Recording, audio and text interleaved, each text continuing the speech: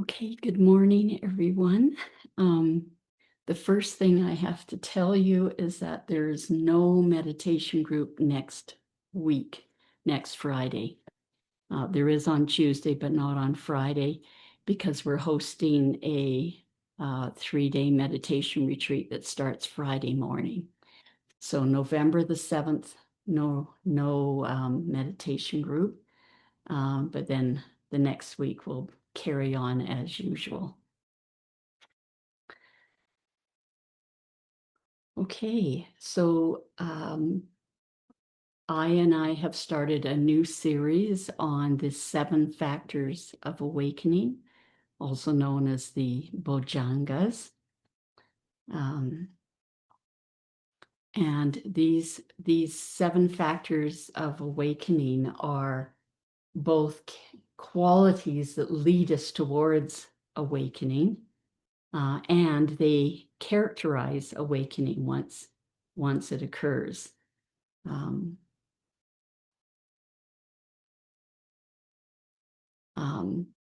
So we should probably ask, well, what is awakening?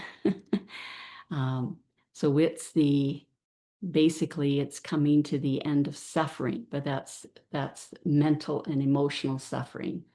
Because we still have a physical body, our body is subject to aches and pains and agings and illnesses, accidents. And so there is going to be still pain within the body. But certainly once one has fully awakened, one is no longer going to stab oneself with that second arrow of whining and complaining about the pains of the body, so that you're not intensifying the pain that's there. And also in the state of awakening, there's no sense of a self. So things are not taken personally. It's not like you're not thinking, I'm in pain. It's just, oh, some pain has arisen. Now, those are just a couple of qualities that we know will be present with awakening, but we really can't describe awakening. We were gifted with a pomegranate, and if you've never eaten a pomegranate, having somebody try and explain to you what it tastes like, you can't really understand what it tastes like or know what it tastes like until you actually eat it. And then you know. So we can't really know what awakening feels like until we're there. But at least we know we won't be we'll have trained our minds so that there's no longer mental or emotional suffering. And all of the Buddhist teachings are aimed towards this, to leading us, to let go of suffering, to come to the end of suffering. A little while ago, I gave a series on the hindrances. So the hindrances are the qualities that cause our suffering. And so these 7 factors of awakening are the opposite. They're the qualities that lead us away from suffering. So the first factor of awakening is mindfulness. And the Pali word for that is sati. And these factors of awakening, these qualities of awakening, they're sequential, because the factor I'm going to talk about today, the second one, is called investigation. And we can't investigate something unless we're aware of it. So mindfulness, or sati, is a precondition for investigation. We have to have that first. Now, the full term for the second factor of awakening is investigation of Dhamma. So what's Dhamma? And Dhamma has many meanings, but 2 of the major meanings are Dhamma with a small d just means things. So it can refer to everything. And Dhamma with a big D That refers to the teachings of the Buddha. So investigation of Dhamma just basically refers to investigating things that arise, but in the framework of the Buddha's teachings.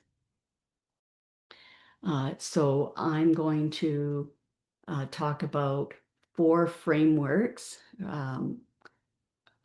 of the Buddhist teachings that we can use to investigate things that arise. But there are many, many, many more. We can use any of the teachings of the Buddha to devise a framework to investigate. And it's good to have several frameworks because I use different frameworks and for different things that arise. And you'll just have to experiment yourself to see which framework is the most effective in any particular situation. So, how do we go about investigating? So first of all, we're going to sit down in our meditation practice to meditate. We're going to first of all get our bodies as comfortable as we can so that pain isn't arising and as we're sitting and meditating. And we're going to relax the body, perhaps with a body scan. And then we're going to direct our attention to our meditation object. And for the purposes of this talk, I'm just going to use the meditation object of breath. If you're using some other meditation object like metta or body parts or elements, just substitute in that word every time you hear me say the word breath, because there are many, many meditation objects. So we sit down, get ourselves comfortable, relax, and then direct our attention gently to our meditation, to our breath. And of course, we don't stay with our breath. Our brain gets hijacked and we're off making a grocery list or planning a holiday or fussing about some stressful event in our life. And so if we're able to just gently, non-judgmentally notice that's arisen, notice that distraction has pulled us away, and then just gently return to our breath, then that's what we want to do. Our major goal when we sit down to meditate is to be continuously with our meditation, with our breath. So when a distraction arises, we just gently, non-judgmentally notice that and come back. But there's 3 situations, and Aya talked about these last week when she was discussing mindfulness. There are 3 kinds of distractions that can occur where instead of coming back to our breath, we temporarily want to put it on hold and we want to do this investigation of Dhamma. So the first situation is we're with our breath, we get hijacked, we're doing our grocery list or something, and then we try and come back to our breath, but we really have to bear down or create a lot of tension to stay with it because that distraction's wanting to keep pulling us back. So in that situation, we want to temporarily do this investigation of Dhamma rather than trying to come back to our meditation object, to our breath. The second situation is we get a distraction and it's okay. We're able to come back to our breath. There's not a lot of tension. We didn't have to fight to get back. But then the same distraction keeps coming up again and again and again. So that's probably a signal that we could probably temporarily take a break from our breath and investigate it. Why is it continuously reoccurring? And the third situation is we're able to come back to our breath, but there's this underlying aversion or hatred towards whatever the distraction was. So we don't want that to be there as a sort of a slow boil. because of course, aversion, hate, it's a hindrance. It's going to prevent us from what we're trying to do. So in that situation also, you'll temporarily let go of your meditation object, your breath, and do an investigation of what's arising. Now, it's very important when we have a distraction that we're going to investigate, or any kind of a distraction, that we meet that with gentleness and love. Because if we meet it with aversion is a hindrance. It's going to hinder us from coming to the end of suffering. So we absolutely don't want to add in a hindrance to this distraction that has occurred. So this is where this holding technique that I talk about all the time, becomes very, very useful. We've got this distraction that we're going to investigate. And the first thing we want to do is meet it with love. And the way we do that is get out of our head, because usually if we're thinking thoughts, we're just intensifying whatever this distraction is. Just come down in your body. There's going to be some tension associated with this distraction. So find out where that tension is. And then just put your attention gently there in a loving way. We're trying to train our minds. Our meditation practice is all about training our minds, letting go of the hindrances, and then increasing the factors of awakening. And the Buddha, he gave examples of, he compared training the mind to training a wild elephant or training a wild horse. So probably none of us have had experience training a wild elephant. So a more modern sort of analogy is training a puppy. So our mind is like a little puppy that we're trying to train to heel. And if our little puppy sort of bounds off, something catches his attention and he just bounds off, we don't beat up our little puppy. We go and pick it up and cuddle it and stroke it, give it some love, and then set it down and say heel. So that we're doing the same thing with our brains, with our minds. Our minds are like this little puppy. And when it's not trained, it's just darting off here and there with all kinds of distractions.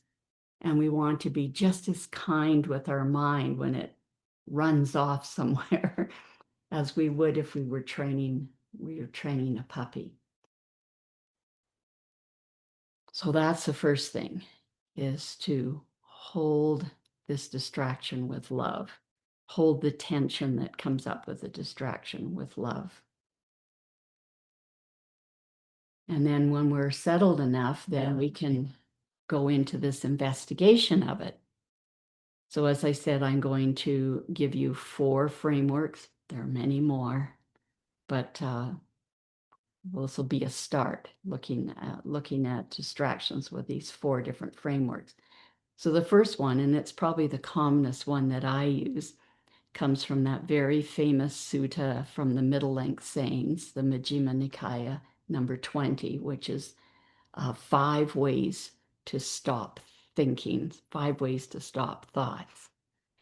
And the second method, I believe, is a framework that we can use for investigation of Dhamma. And that's that looking at the danger or the inconvenience of this distraction that has arisen. So the first sort of, quote, danger, or it's probably too strong of a word, but inconvenience or uncomfortableness, is usually there's tension that's happening. You're having a disturbing thing, the distraction is a disturbing thought. You can feel tension within you. It doesn't feel good. So that we can consider a danger or discomfort from this distraction. Another sort of quote, danger is that it's usually useless. When we're thinking about something, usually we're just looping, just thinking the same thing over and over. We're not really problem solving, or we figured out what we're going to do, but we're just rehearsing it over. We're just looping. Um, and then another danger we can consider is that's taking us away from our meditation practice. You know, we only have so much time in our busy lives to sit down and have our meditation practice. And then do we want to waste it by these looping thoughts that are going nowhere, doing nothing, not helping us in any way? And it's taking away from us from our practice that we're practicing to come to the end of suffering. So that's a big danger. Um, and even if the thinking is true problem solving, well, we probably have some other time during the day that we can do this problem solving. At this moment, this is the time that we've carved out to sit down on the cushion and do our meditation practice. And so this is what we want to do right now. We can do that problem solving later. Anyway, if we really can get in touch with these quote dangers, it's like feeling a hot coal in our hand. If we have a hot coal in our hand, we instantly drop it. We don't have to be trying to talk ourselves into letting it go.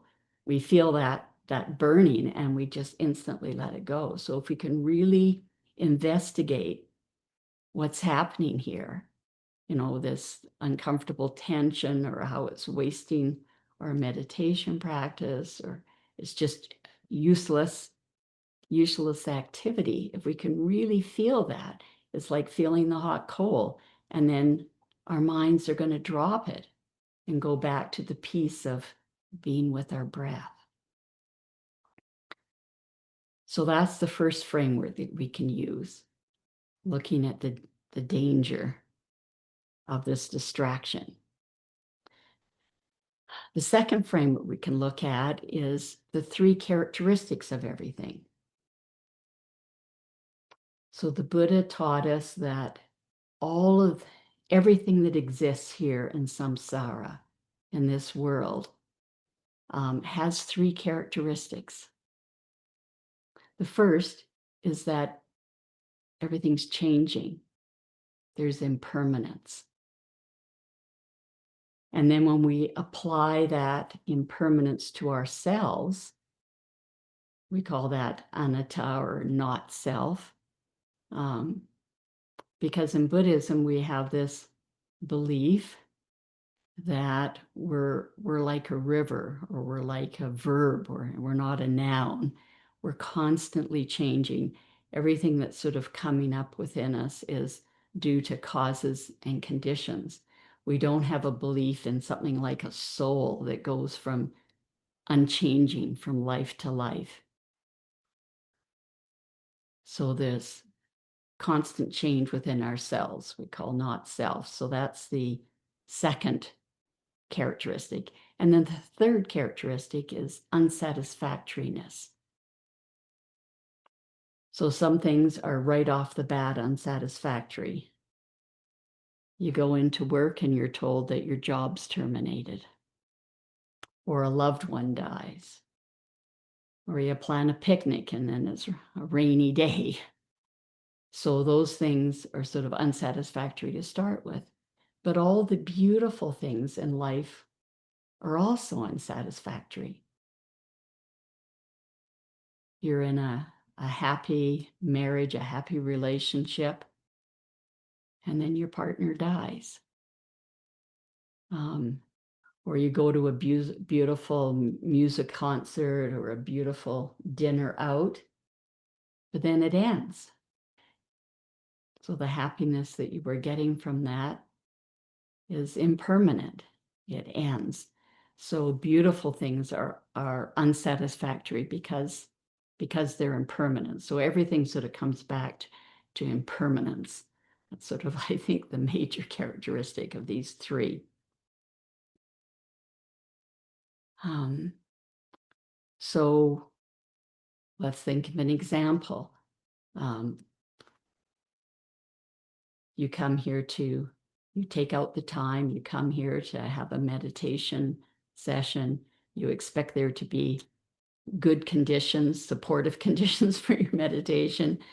And then the neighbor decides to bring out their chainsaw and start cutting down a tree, or the neighbor's dog starts barking loudly and incessantly, or there's a noisy truck goes by, or whatever.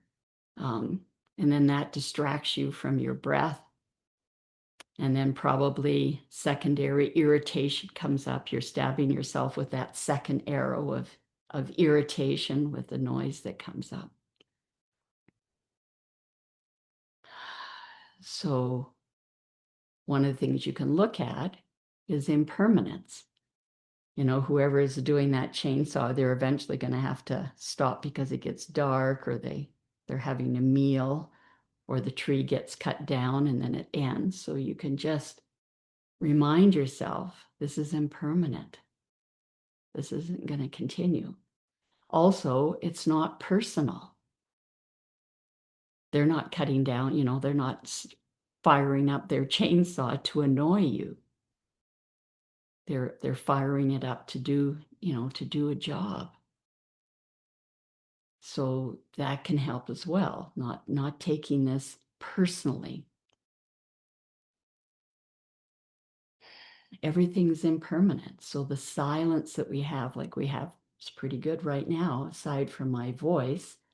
Everything's very quiet right now, very silent. But that's impermanent. Eventually something's going to disturb that. So it's just nature. So that we can use this framework to just remind ourselves a lot of things aren't personal. They're not being directed towards us. They're impermanent. They're going to end. I really like using this framework when I'm in a dentist chair, or I'm having to drive in heavy traffic in Calgary or something, or like when I'm in uncomfortable situations. I just really bring it to mind that this is going to be impermanent, and that helps me to bear it.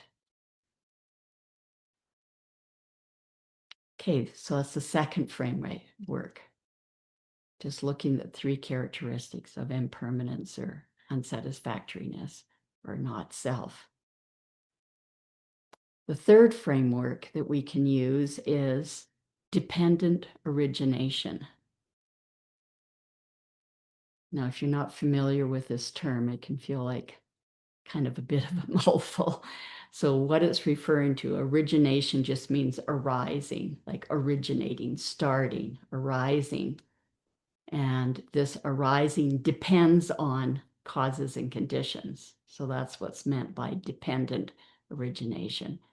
Everything arises, persists, and ends due to different causes and conditions. So, for an example, you're sitting and you're meditating on your breath, and then up pops a memory of somebody who spoke harshly to you. So if you start thinking about that and take it personally and start thinking like, that wasn't fair. How could they do that? That's not good. That wasn't right. You're getting yourself all riled up. And so the thought caused the anger to arise. And then you're fussing about it, feeling a victim about it, causes it to persist. And then why does it end? Maybe the doorbell rings, or you have to rush off to a meeting, or a different thought comes into your mind, a different distraction causes it to end. Or maybe you skillfully cause it to end by doing the holding technique, getting out of your head, stopping those second arrow thoughts that are making things worse, coming down into your body, feeling the tension of the anger, sending love to it. That's a very skillful way. So I really love the holding technique for anger. It works so beautifully. So you can use that to calm yourself down. And then you could think, okay, maybe this isn't personal. Maybe the person who spoke to me, maybe they were just having a bad day. Or maybe they never had the social conditions where they were taught how to more skillfully deal with conflict or disagreements. Or you could take a humble position and think, oh, did I say or do something that, caused distress to this person? So these are different ways that we can investigate this to help settle it. So that's a third framework, dependent origination, looking at causes and conditions. And then the fourth framework I'll talk about is when we get one of these distractions we want to do investigation of, is we can ask ourselves, is this distraction skillful or unskillful? So unskillful things are the hindrances that arise, and then the skillful things are the factors of awakening. And the Buddha taught us the 4 right efforts to deal with these 2 situations. So the first 2 efforts have to do with the hindrances. The first effort is to prevent these hindrances, to prevent these distractions from arising. And we do that just by our focus on our meditation object. If we're in the present moment with our meditation object, fully there, then these are not going to arise. Or during off the cushion in your day-to-day activities, if you're fully present with what you're doing, then you're not going to be having these hindrances, these distractions arise. But inevitably they do. And then that's when you use the second effort, which is to let go. So if you missed our series, we did a whole series on the hindrances. So if you go to our YouTube channel and go to the playlist, we actually have 2 playlists on the hindrance, because these are so important. We've got two separate recordings from 2 different teaching times on the hindrances. And there you can get all kinds of ideas on antidotes, like how to let these go if once they've arisen. Then the third effort is to cause the arising of the factors of awakening. And the baseline cause for these are living a moral life, like not causing harm to self or others. Because if we're not causing any harm, if we're leading a moral life, then there's no remorse. So that kind of a distraction is not going to arise. And a more peaceful, joyful feeling will come out of that, living a harmless life. The second sort of baseline cause of the factors of awakening is generosity, because that really uplifts the heart when we do something to help a neighbor, or lend a listening ear or something, like being generous in some way. It's really uplifting to the heart. And then just our meditation practice, our focus on our breathing, just naturally allows the factors of awakening to arise.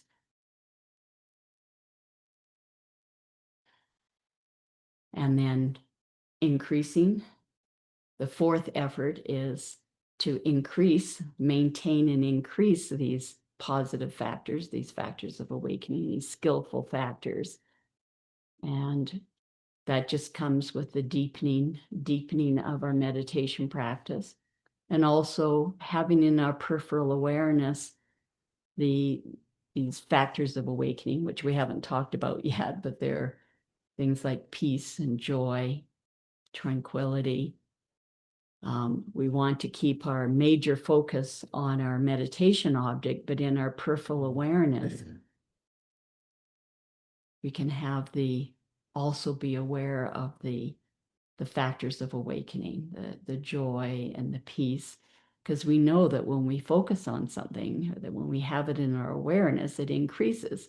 And we all know that with anger. If we're angry and you're focusing on it and telling your stories about it, it increases. So, but it's the same thing for positive factors.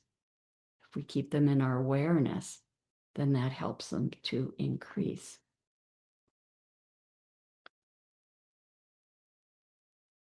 Okay, so I'll just end there. That's 4 different frameworks that we can look to, that we can use when we get distracted from our meditation object and we're not able to easily come back.